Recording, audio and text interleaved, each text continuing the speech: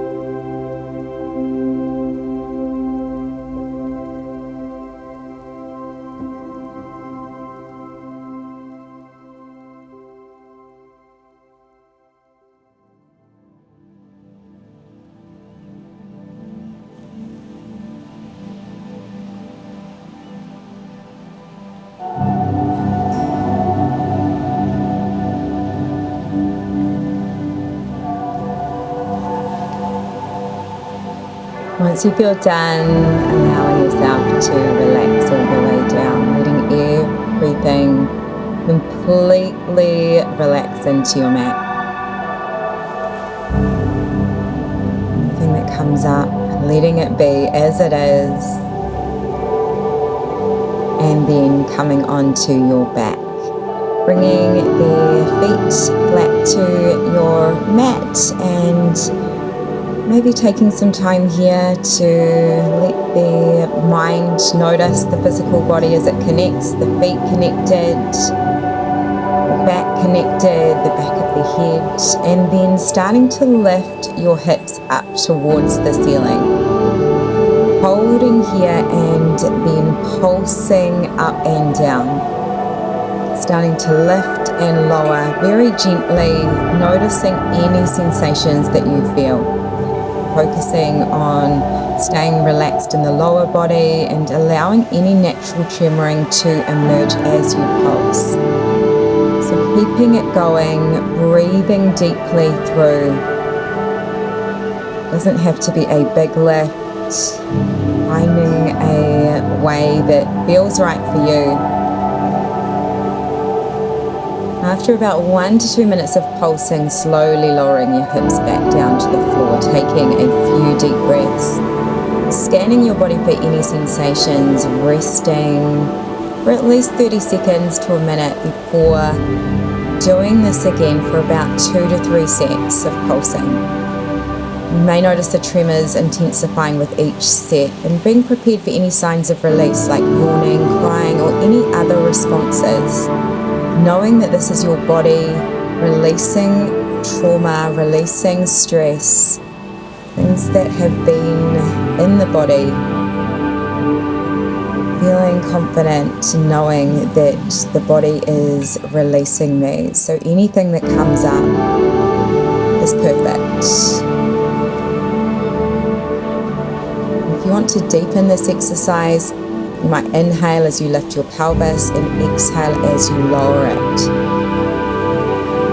continue pulsing and allowing any tremoring to occur, and also not worrying if no tremoring happens. That's okay too.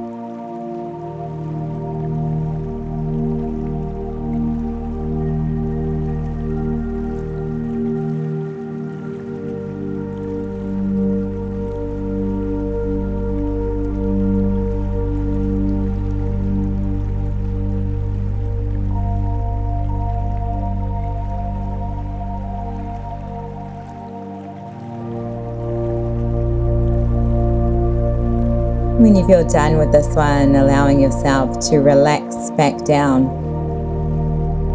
Letting anything come up here, and maybe starting to find a gentle rock of the knees from side to side.